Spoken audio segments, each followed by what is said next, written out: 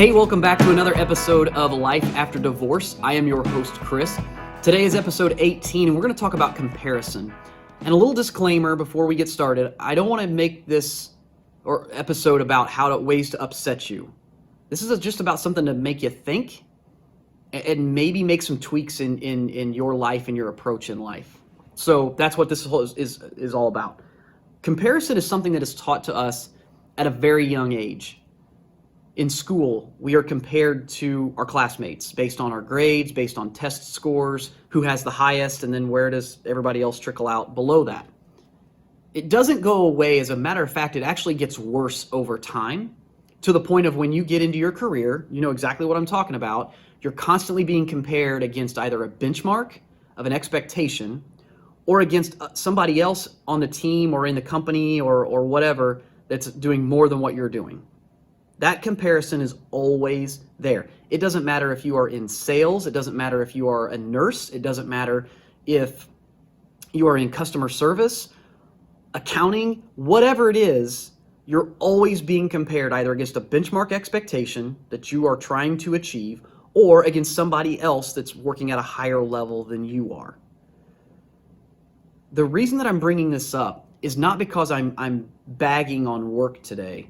It's because the way that the world and society teaches us success versus the way that the Bible teaches us success, way different, like polar opposites of each other. And I think that's oftentimes why we live in such turmoil internally, is because society is teaching us one thing, the Bible is teaching us something different. And they are way different. Because society is teaching us in our jobs, and I say society, not just in the job arena, because when we come home from our job and after the long day of the rat race and dealing with other people and dealing with struggles and dealing with everything we've dealt with, we come home and now we compare ourselves against our friends, our neighbors, our relatives, whoever else. You're now comparing yourself against other people, again, based off of how big your house is, what kind of car you drive, how many cars are sitting in the driveway, who has the coolest golf cart on the street, who has the neatest, newest mower on the street, who has the greatest, newest whatever on the street. And you're constantly comparing yourself against John or Sally or Tim or whoever else. Think about this. If you achieve the newest, coolest on the street, or if you achieve the new benchmark for the team, or you're now at the highest level on the team and everybody else is below you, those are all temporary. Those are all temporary happiness, euphoric highs. Because somebody's going to outdo you. Somebody's going to buy a newer car than you have. Somebody's going to buy a bigger house than you have. Like, those are all temporary. There are 365 days in the year. And if you are striving to be the newest, coolest of whatever techno gadget that's out there, or if you're striving to achieve more than anybody else on the team, you might have true happiness, euphoric highs 2 days, 5 days, maybe 10 days out of the year, where you feel like you've hit the top of the mountain or achieved true success. What about the other 355 days? You're freaking miserable because you are grinding to try to get to that status or that achievement or that level of success or that grand vacation that you've been wanting to do. That's what society is teaching us.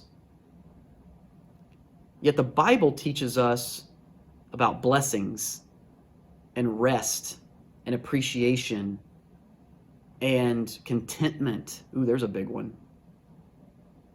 Contentment and society, way opposite of each other. The Bible also teaches us about celebration. So the world teaches the me aspect. The Bible teaches we.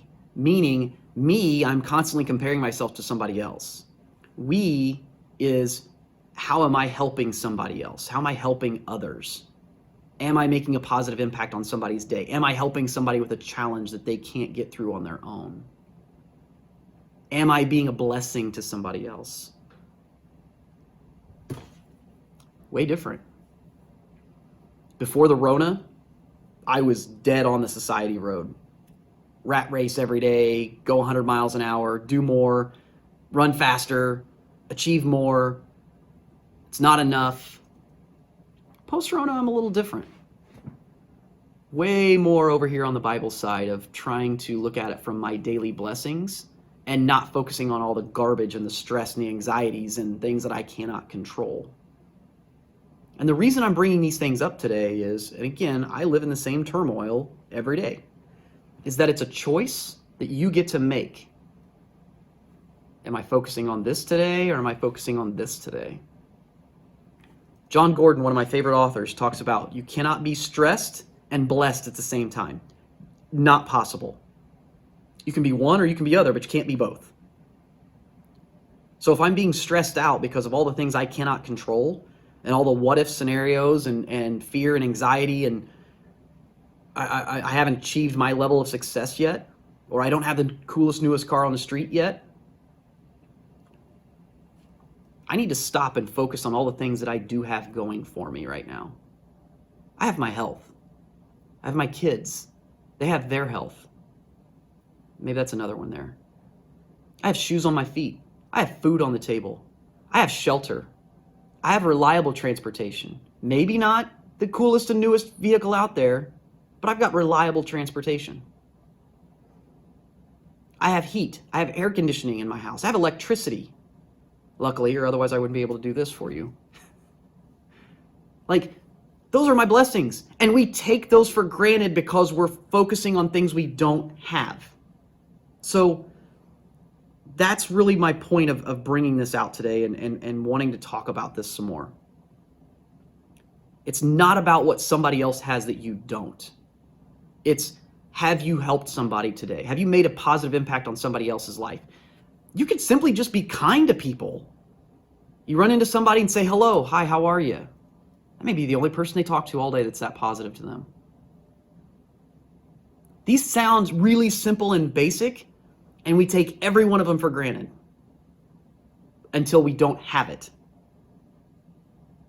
That's the problem and struggles we tend to have today as a society.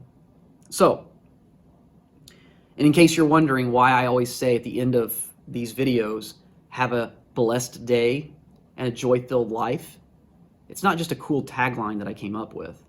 It's because I genuinely mean that.